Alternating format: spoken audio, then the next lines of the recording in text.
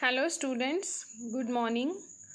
नया चैप्टर शुरू कर रहे हैं हम, खाद्य प्रसंस्करण और प्रौद्योगिकी। इसके नोट्स मैं आपके साथ शेयर कर चुकी हूँ। ये आप अपनी एनसीईआरटी की बुक में ये चैप्टर देख रहे हैं, ठीक है। उद्देश्य में बताया गया है कि आप इस चैप्टर को पढ़ने के बाद क्या क्या सीख लेंगे कि खाद्य प्रसंस्करण क्या है और प्रौद्योगिकी क्या है, दोनों में अंतर क्या है, ठीक है। और इससे क्या क्या विकास होता गया, ठीक है। हिस्ट्री में ये कैसा था पिछले समय में और वर्तमान में इसकी क्या स्थिति है। इस चैप्टर से रिलेटेड बेसिक कंसेप्ट्स आप समझ पाएंगे और इस क्षेत्र में अपना करियर बनाने के लिए, जीविका के लिए आपके अंदर क्या क्या कौशल होने चाहिए वो समझ पाएंगे। और छोटे, मध्यम और बड़े पैमाने पर, छोटे स्तर पर, बड़े स्तर पर आप क्या क्या बिजनेस कर सकते हैं वो भी आप समझ पाएंगे। प्रस्तावना मीन्स इंट्रोडक्शन, ठीक है। इंट्रोडक्शन से ही मैंने आपके नोट्स शुरू करे हैं और उन नोट्स में मैंने इंट्रोडक्शंस वाले पैराग्राफ से ही क्वेश्चंस भी बनाए हैं, आंसर्स भी बनाए हैं, ठीक है। ये दोनों चीज़ें रिलेटेड हैं तो आपको दोनों ही पता होने चाहिए। चलिए नोट्स पे चलते हैं। इंग्लिश में फूड प्रोसेसिंग एंड टेक्नोलॉजी बोलते हैं, खाद्य प्रसंस्करण और प्रौद्योगिकी हिंदी में बोलते हैं। आप अपनी सुविधा के अनुसार कोई भी टर्म्स यूज़ कर सकते हैं। परिचय में पहली 2 लाइन जो इम्पोर्टेंट है वो ये हैं कि खाद्य पदार्थों का संसाधन यानी कि फूड प्रोसेसिंग, उनके साथ कोई भी प्रक्रिया जो भी हम करते हैं वो कुछ नया नहीं है, ये पुराने समय से ही चलता आ रहा है, ठीक है बच्चों। जैसे कि जब फसल कट जाती थी तो उसे धूप में सुखा लिया जाता था। क्या फ़ायदा होगा धूप में सुखाने का? उसमें जितना भी नमी है, पानी है, वो सूख जाएगा तो फसल जो है हमारी ख़राब नहीं होगी जल्दी, उसका सुरक्षा काल बढ़ जाएगा। सुरक्षा काल होता है शेल्फ लाइफ पीरियड, मतलब उसको ख़राब होने का जो समय है वो उससे ज़्यादा देर तक ठीक रह पाएगी, अच्छी स्थिति में फसल रह पाएगी वो खाद्य पदार्थ, ठीक है। शेल्फ लाइफ बहुत इम्पॉर्टेंट है, उसका आप ध्यान रखेंगे, पूछा जा सकता है क्वेश्चन। शेल्फ लाइफ होती है किसी भी खाद्य पदार्थ का सुरक्षा समय, कि कितने समय तक वो साफ और खाने लायक रहेगा। अब आपके एनसीईआरटी की बुक में जो प्रस्तावना या इंट्रोडक्शन दिया था उसी से मैंने एक प्रश्न बना के आपके सामने लिखा है। जैसे शुरुआती समय में खाद्य पदार्थों को संसाधन क्यों किया जाता था? कारण सुपाच्यता, कि अच्छे से पच पाए, उसका स्वाद जो है टेस्ट और बेटर हो पाए, और वो हमें निरंतर पूरे साल मिलता रहे वो प्रोडक्ट, वो खाद्य पदार्थ, ठीक है, वो फूड प्रोडक्ट। एग्जाम्पल भी दे दिए इन्होंने, अचार, पापड़, मुरब्बा। अचार फॉर एग्जाम्पल आमी का बनता है, कच्ची आमी का, एक मौसम में आती हैं, और नींबू भी, फिर उनको काट के थोड़ा सुखा लिया जाता है धूप में कि एक्स्ट्रा नमी निकल जाए, ठीक है। उसके बाद उसे तेल में डाल दिया जाता है। मुरब्बा के साथ हम चीनी का यूज़ करते हैं, चीनी की चाशनी का।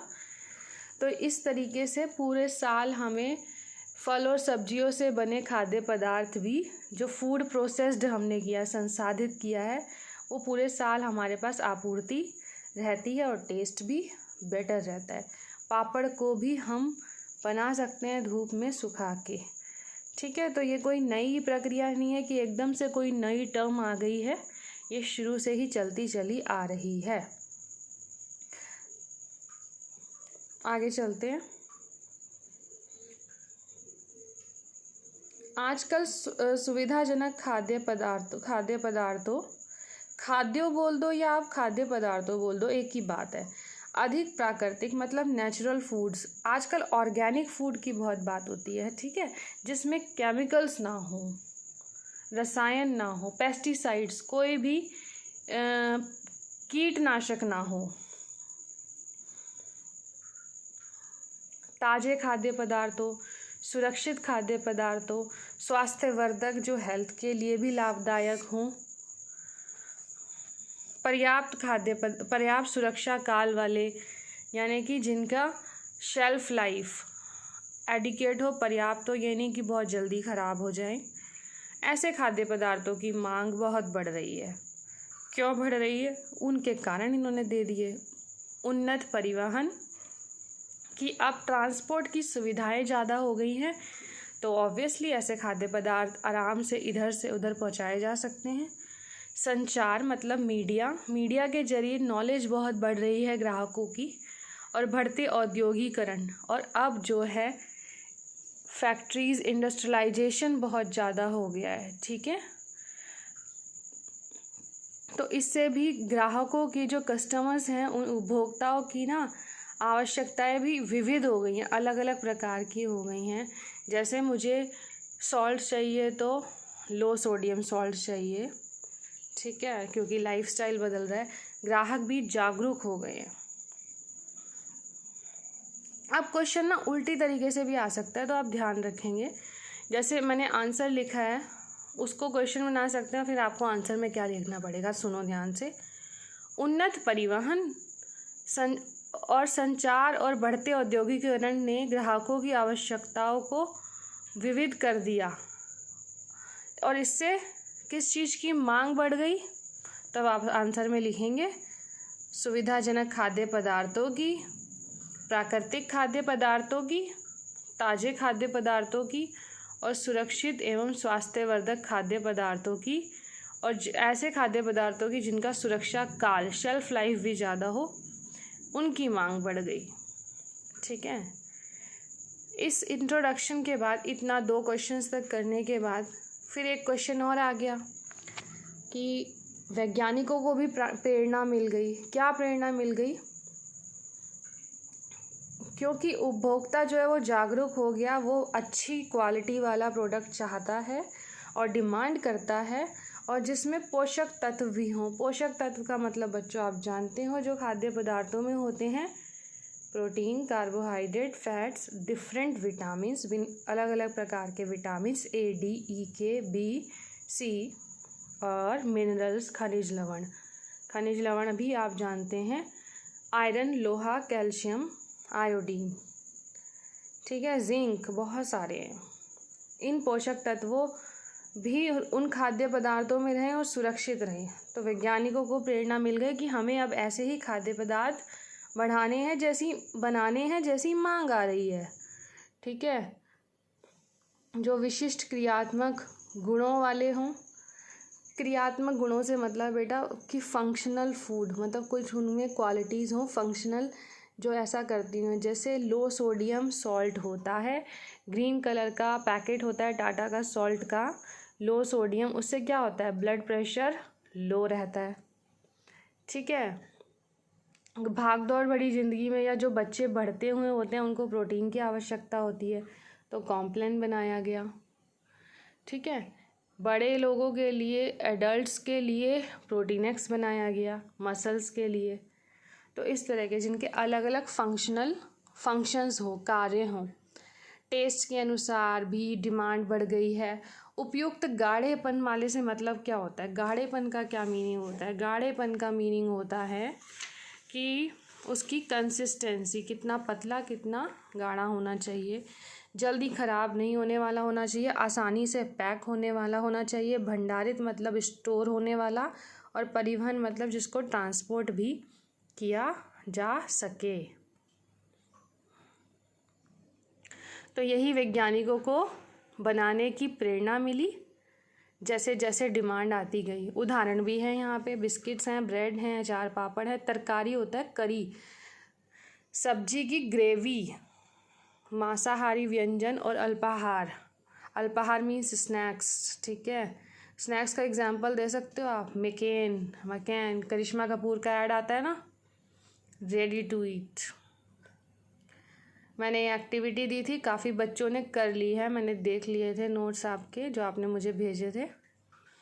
आगे चलते हैं। महत्व, नेक्स्ट टॉपिक है हमारा महत्व। ठीक है, तो ये आपके इंट्रोडक्शन वाले हिस्से से, प्रस्तावना वाले से ही मैंने क्वेश्चन आंसर्स निकाल दिए। अब हम इम्पोर्टेंस, महत्व चलेंगे कि इस चैप्टर का क्या महत्व है, क्या इम्पोर्टेंस है। तो इसमें आप लाइनें क्या क्या ध्यान रखेंगे, क्या क्या, कि भारत ने प्रगति की है। कैसे प्रगति की है? कृषि न्यून देश था। न्यून मतलब कृषि की कमी थी, लेकिन एकदम से कृषि आधिक्य देश बन गया। ठीक है, वर्ल्ड में, दुनिया में पहचाना जाने लगा, कृषि प्रधान देश बन गया। और जब ये प्रगति हुई तो उसके साथ क्या क्या प्रगति का ध्यान रखना पड़ेगा, किस किस चीज़ की ज़रूरत पड़ी? भंडारण की। अगर खाद्य पदार्थ कृषि से ज़्यादा बन रहे हैं तो उनको स्टोर कैसे किया जा सके। प्रसंस्करण मतलब उनको प्रोसेस कैसे किया जा सके। प्रोसेस का फिर से वही मीनिंग है कि ताकि उनका सुरक्षा काल, शेल्फ लाइफ उनकी बढ़ सके। फिर नई तकनीकों की मांग बढ़ने लगी। क्यों बढ़ने लगी?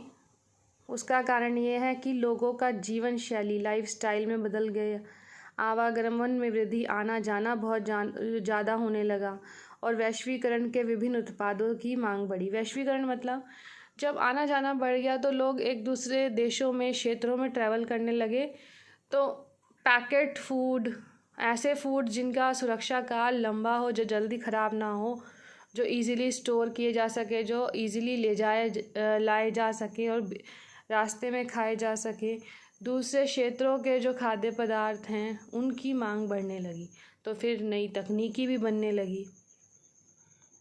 अब आप नोट करेंगे ध्यान से, 14 जनवरी 2010 को भारत सरकार ने क्या अनाउंसमेंट की थी कि मेगा खाद्य संसाधन पार्कों की स्थापना होनी चाहिए। कितने? 30। उससे क्या होगा? संसाधन उद्योग को बढ़ोतरी मिलेगी। ठीक है बच्चों।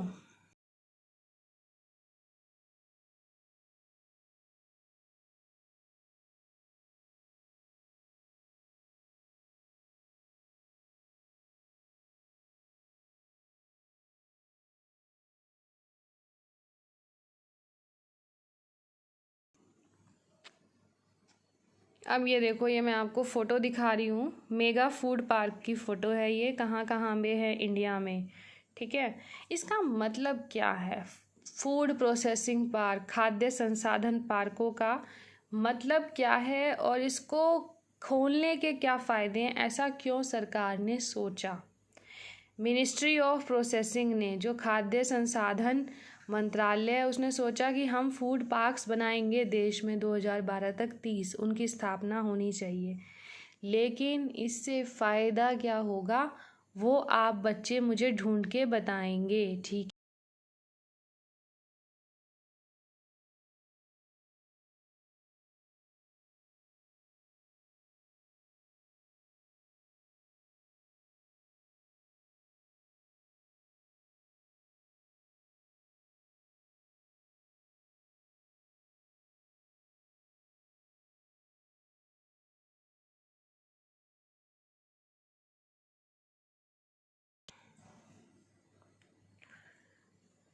फिर और महत्व में दूसरा पॉइंट है फूड प्रोसेसिंग पार्क के बाद, खाद्य संसाधन पार्क के बाद आप नेक्स्ट पॉइंट ध्यान रखेंगे, खाद्य पदार्थों का प्रबलीकरण किया गया। प्रबल से प्रबलीकरण, मजबूत किया गया खाद्य पदार्थों को, फूड आइटम्स को। ठीक है, उसको इंग्लिश में फूड फोर्टिफिकेशन कहा जाता है। क्या कहा जाता है? Food fortification. बहुत इम्पॉर्टेंट टॉपिक है ये, इसमें अपने आप में एक छोटा सा क्वेश्चन आ सकता है 1-2 नंबर का। फूड फोर्टिफिकेशन किसे कहते हैं? तो सुनिए, ज़्यादातर हमारे देश में मुख्य भोजन क्या है? इसको मैंने staple food, STAPLE, staple food, रोटी है या चावल है। तो ज़्यादातर लोग जब यही खाते हैं तो कुछ ना कुछ पोषक तत्वों की कमी रह जाती है। ठीक है, मुख्य भोजन को अगर हम अपनी डाइट में शामिल करते हैं और संतुलित आहार को कम कर पाते हैं, जैसे कि आलू, रोटी, चावल, इन्हीं सब चीज़ों को करते हैं, तो उससे शरीर में कुछ ना कुछ पोषक तत्वों की कमी रह जाती है। और उस कमी को पूरा करने के लिए फिर ऊपर से पोषक तत्वों को मिला दिया जाता है। इस कमी को पूरा करने के लिए खाद्य पदार्थों में या मसालों में पोषक तत्व मिला दिए जाते हैं और इस प्रक्रिया को क्या कहते हैं? खाद्य प्रबलीकरण या फूड फोर्टिफिकेशन। एग्जाम्पल है नमक में आयोडीन का होना, रिफाइंड ऑयल्स तेलों में विटामिन ए का होना, डी का होना, ई का होना और के का होना। ठीक है। आजकल आटे में भी आयरन मिलाया जाता है, लोह तत्व। तो आपको महत्व में पहला पॉइंट कि खाद्य संसाधन पार्कों, मेगा खाद्य संसाधन पार्कों की स्थापना करना, फिर फूड फोर्टिफिकेशन ध्यान रखना है। ठीक है बच्चों।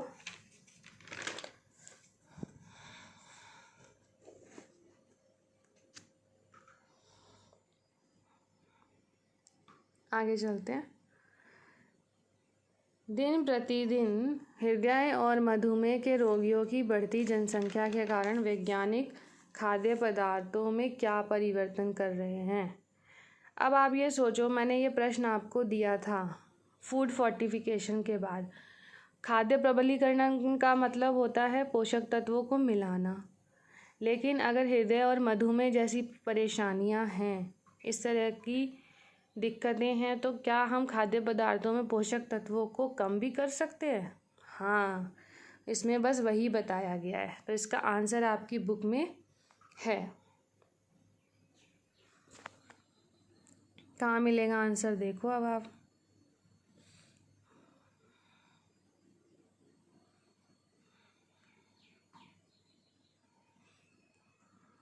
हृदय देखो यहाँ, हृदय मधुमेह जैसे रोगियों की वैज्ञानिकों के लिए आवश्यक हो गया कि खाद्यों में कुछ पोषक तत्वों की मात्रा को बदल दें। उदाहरण के लिए संसाधित खाद्यों में कैलोरी की मात्रा को कम कर दिया जाता है। यह आंसर आपने लिखा। या बनावटी मिठास देने वाले पदार्थों को मिला देते हैं। रियल चीनी नहीं मिलाते हैं, आर्टिफिशियल चीनी मिला देते हैं आइसक्रीम्स में, ताकि जो हृदय रोग से और मधुमेह से पीड़ित हैं उनको फ़ायदा हो जाए। ठीक, समझ आया ये कृत्रिम मिठास वाला पॉइंट? बार बार सर्कल आ रहा है। ठीक है। तो ये चेंजेस वैज्ञानिकों ने किए, तो यहाँ पे इसका आंसर आपको मिलेगा। आगे चलते हैं। उपभोक्ताओं का नज़रिया बदल गया है। ऐसे खाद्य पदार्थों की मांग बढ़ गई है जो केमिकल्स जिसमें ना हो, पीड़कनाशी ना हो, जिनका सुरक्षा काल शेल्फ लाइफ अधिक हो। परिरक्षक होता है बेटा प्रेजर्वेटिव्स, मतलब खाद्य पदार्थों को लंबे समय तक रखने के लिए उसमें प्रेजर्वेटिव मिला दिए जाते थे। प्रेजर्वेटिव भी तो एक प्रकार के केमिकल्स हैं। प्राकृतिक महक, नेचुरल स्मेल उनकी बरकरार हो, और इसी सभी के कारण, इन सब कारणों की वजह से ही कि उपभोक्ता कंज्यूमर ये डिमांड करने लगा, किसका महत्व बढ़ गया? फूड प्रोसेसिंग एंड टेक्नोलॉजी का, खाद्य प्रसंस्करण और प्रौद्योगिकी का महत्व बढ़ गया है। फिर मैंने आपको ये 4 डेफिनेशंस दी थी जो आपने एनसीईआरटी में से करनी थी और आपने की भी होंगी। उन पे चलते हैं। पिक्चर में आपको देखो प्रोसेस्ड फूड दिखा रखे हैं, नूडल्स, और ऑरेंज से जूस बना दिया। जूस का एग्जाम्पल आपको पता है, फ्रूटी है ना, रियल जूस। खाद्य विज्ञान किसे कहते हैं? खाद्य विज्ञान साइंस, फूड साइंस। साइंस के बहुत सारे क्षेत्र हैं बच्चों। फिजिक्स है, केमिस्ट्री है, बायोलॉजी है, भौतिक विज्ञान है, रसायन विज्ञान है, जीव विज्ञान है। ऐसे ही एक और क्षेत्र है, विशिष्ट क्षेत्र, स्पेशल क्षेत्र है खाद्य विज्ञान। ठीक है, जिसमें अलग अलग आधारभूत विज्ञानों, बहुत बेसिक साइंसों जो होती हैं, उनके एप्लीकेशंस को हिंदी में अनुप्रयोग कहते हैं। क्या कहते हैं? अनुप्रयोग। उनके एप्लीकेशंस शामिल हैं, मतलब उनको अप्लाई किया जाता है, उसके ज्ञान को, उसकी नॉलेज को। खाद्य विज्ञान में बेसिक साइंसेस जो हैं, जैसे केमिकल, रसायन साइंस, भौतिकी साइंस, पाक कलाओं क्या होती है? कुकिंग। कृषि विज्ञान, एग्रीकल्चर साइंस, सूक्ष्म जीव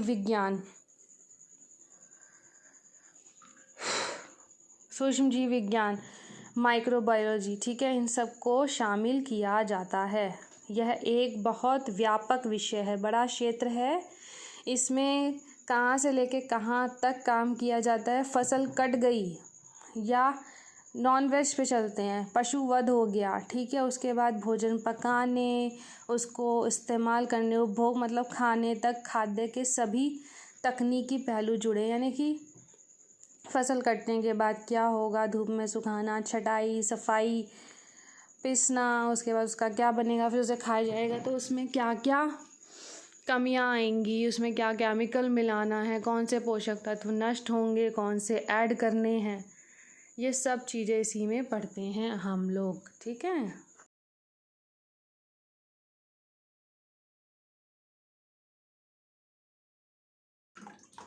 आगे चलते हैं बच्चों। आगे है खाद्य संसाधन। संसाधन का मीनिंग मैंने अभी बताया था, फूड प्रोसेसिंग मतलब उनके साथ प्रोसेस करना, कोई प्रक्रिया करना। अब खाद्य पदार्थों के साथ विभिन्न प्रकार के प्रोसेस करते हैं, एक्सपेरिमेंट करते हैं, जब प्रयोग करते हैं या विभिन्न विधियों का इस्तेमाल करते हैं, तो जो कच्ची सामग्री होती है, रॉ मटेरियल, उससे हम क्या क्या बना सकते हैं। जैसे गेहूं से आटा, आटे से मैदा और मैदा से नूडल्स बना लेना, मैगी बना लेना। उससे किस तरह के खाद्य पदार्थ तैयार हो जाते हैं, बिल्कुल रेडी, तैयार या आधे तैयार उत्पाद, ठीक है।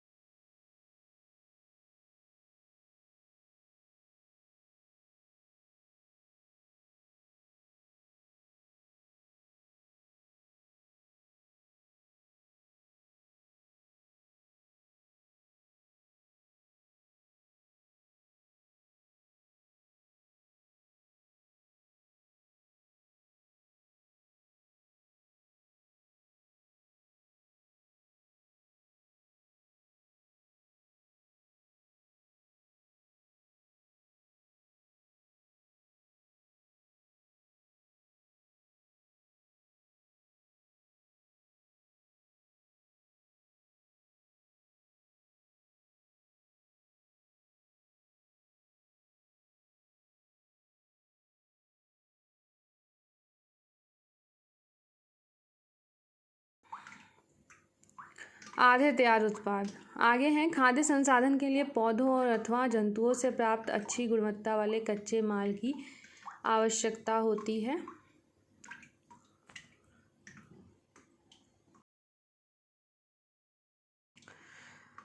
तो इस माल से क्या होता है, ताकि उसे अट्रैक्टिव बनाया जा सके, मार्केट में बेचने योग्य, विपणन मतलब मार्केटिंग के लायक, और अक्सर लंबे सुरक्षा काल, शेल्फ लाइफ उसकी बढ़ाया जा सके।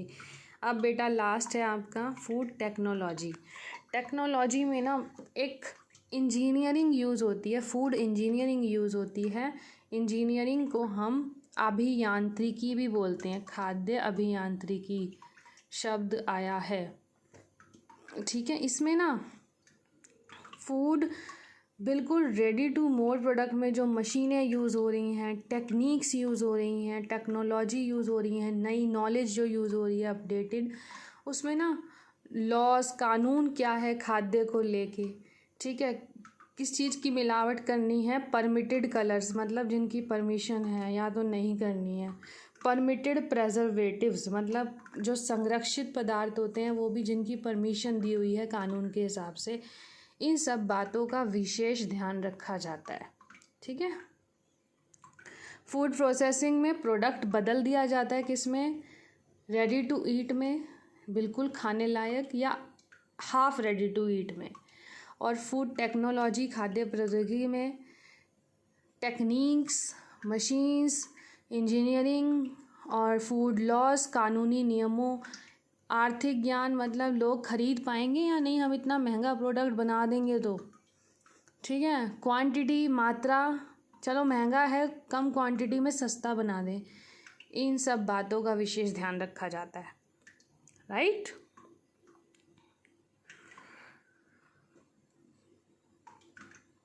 आगे चलते हैं, खाद्य उत्पादन देख लो अब आप। इसमें खाद्य उत्पादों को बढ़ती जनसंख्या की विविध मांगों को पूरा करने के लिए खाद्य प्रौद्योगिकी के सिद्धांतों का उपयोग करते हुए बड़े पैमाने पर, बहुत लार्ज लेवल पर, जनसंख्या बड़ी है तो लार्ज लेवल पर, जैसे पार्ले जी का प्रोडक्शन इतना ज़्यादा बढ़ गया था इस वक्त कोविड में, ठीक है, जब लोगों के पास फूड नहीं था बांटने के लिए भी, ठीक है, तो इसको कहते हैं फूड का प्रोडक्शन, खाद्य का उत्पादन।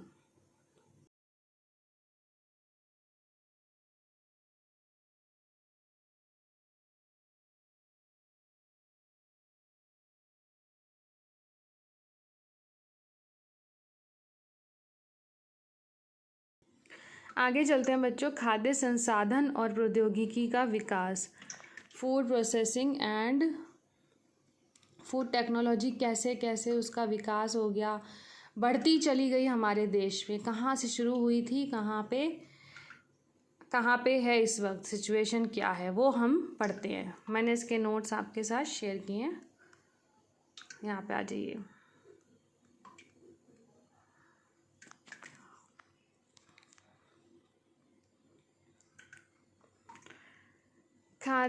कई दशकों से, मतलब बहुत सालों से, हर 10 सालों से, मतलब इतने सालों से ये रिसर्च खाद्य प्रौद्योगिकी पे चलती चली आ रही है, ठीक है। इसको ना प्रौद्योगिकी की बजाय कर लेना खाद्य प्रौद्योगिकी पर रिसर्च कई सालों से चलती आ रही है। फिर यहाँ रिसर्च के बाद एक बार क्या हुआ, 1810 में एक निर्णायक घटना का मतलब होता है बेटा, उस पर डिसीजन ले लिया गया कि ये तो अब हमें करना ही है, निर्णय ले लिया गया। निकोलस एपर्ट ने क्या किया, कैनिंग का प्रोसेस शुरू कर दिया। कैनिंग की घटना, खाद्य पदार्थों की डिब्बा बंदी की गई, कैनिंग की गई। क्या मतलब हुआ कैनिंग का, क्या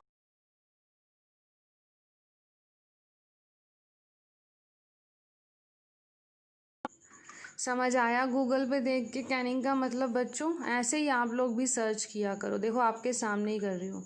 कैनिंग एक तरीका है खाद्य पदार्थों को प्रेजर्व करने का, संरक्षित करने का, डिब्बा बंद एयर टाइट कंटेनर्स में, ताकि खाद्य पदार्थ खराब ना हो। क्या हम यूज़ करते हैं ये डिब्बा बंदी? यस, हम टाइट एयर कंटेनर्स यूज़ करते हैं, एयर टाइट कंटेनर्स, ताकि हमारे खाद्य पदार्थों में मॉइस्चर ना जाए, वो ख़राब ना हो। पिकल्स हैं, जैम्स हैं, इन सब के लिए, राइट, इसी को कहते हैं कैनिंग। तो एक निर्णायक घटना थी।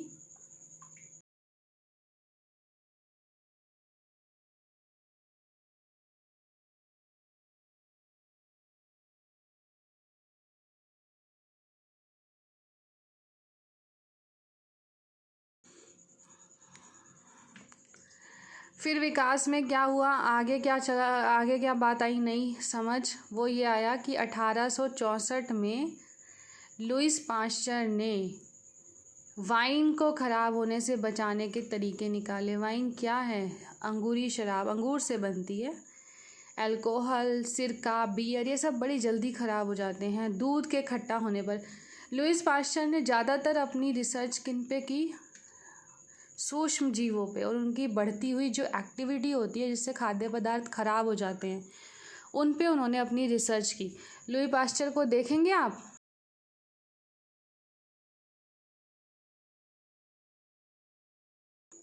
देखिए ये है लुईस पाश्चर, ठीक है।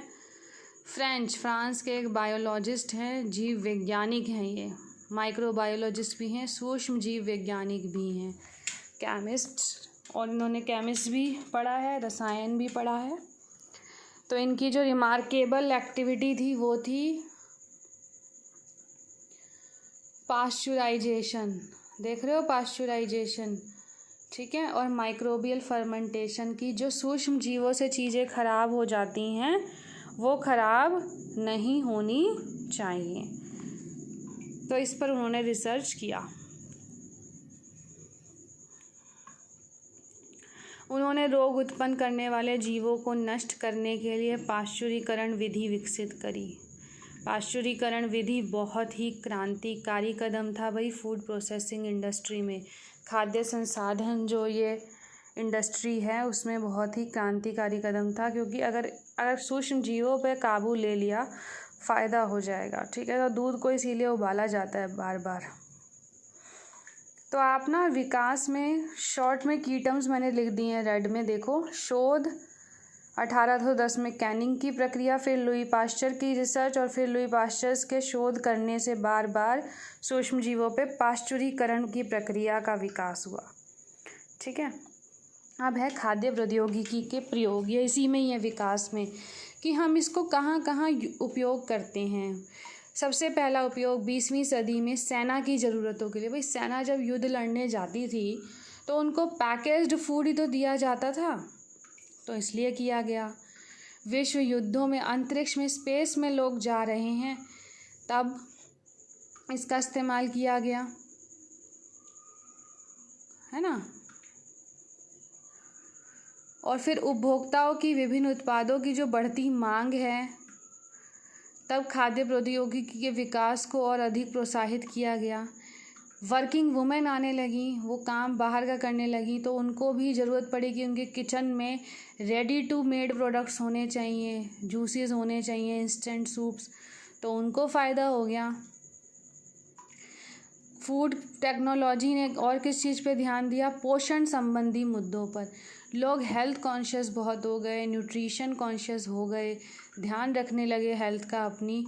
ठीक है, तो इस पे उन्होंने बहुत ज़्यादा ध्यान दिया फूड टेक्नोलॉजी ने। लोगों की मान्यताएं खाद्य पदार्थों को लेके बदल गई कि हम बाहर का फूड क्यों खाएं, तो विभिन्न क्षेत्रों का फूड, विभिन्न देशों का फूड भी एक्सेप्ट करने लगे, तो इसलिए भी विकास होने लगा। देखो, फ़्लाइट में मिराज पराठा कौन नहीं खाता? फ़्लाइट में जब हम जाते हैं बाय एयर, नूडल्स भी हम खाते हैं, है ना। तो ऐसे क्या वो रेडी टू ईट वाले होते हैं कि तुरंत बन जाएं?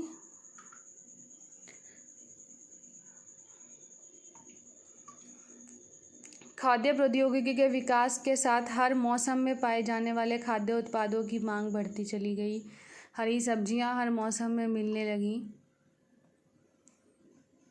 और खाद्य प्रौद्योगिक विधियों, इसको इंग्लिश में बोलते हैं फूड टेक्नोलॉजिस्ट, ने क्या कोशिश की कि लोगों को सेफ़ फूड मिले, फ्रेश फूड मिले।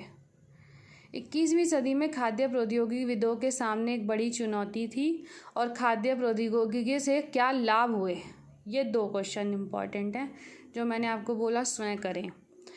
तो ये जो मैंने पीछे पॉइंट्स बनाए हैं उनको मैंने ना शॉर्ट में यहाँ पे आप कीवर्ड्स याद कर सकते हैं। सेना में इस्तेमाल हुआ, विश्व युद्ध में, अंतरिक्ष में, उपभोक्ताओं की बढ़ती मांग के लिए, कामकाजी महिलाओं को फ़ायदा हुआ, पोषण विविधता मतलब लोग जागरूक हो गए, और हर मौसम में खाद्य पदार्थ। अब इस क्वेश्चन का आंसर ढूंढते हैं 21वीं सदी और खाद्य प्रौद्योगिकी वाला।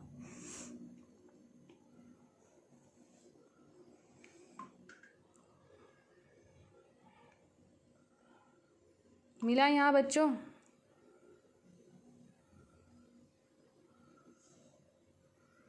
चुनौती थी खाद्य प्रौद्योगिक विदों के सामने, क्या चुनौती थी? कि वे उपभोक्ताओं की जो बदलती आवश्यकताएं हैं उसके अनुरूप खाद्य पदार्थ का उत्पादन करें। इतना ही आंसर लिखना था कि उपभोक्ताओं की बदलती आवश्यकताओं के अनुरूप खाद्य पदार्थों का उत्पादन करें, और खाद्य प्रौद्योगिकी ने इसीलिए सुरक्षित सुविधाजनक खाद्य पदार्थ उपलब्ध कराएं। और फ़ायदे क्या क्या हुए खाद्य प्रौद्योगिकी से? खाद्य सुरक्षा बढ़ी, सभी स्तरों में रोजगार के रास्ते खुल गए। तो ये चैप्टर हमने यहाँ तक कंप्लीट कर लिया, आगे की वीडियो में भेजूँगी, ठीक है।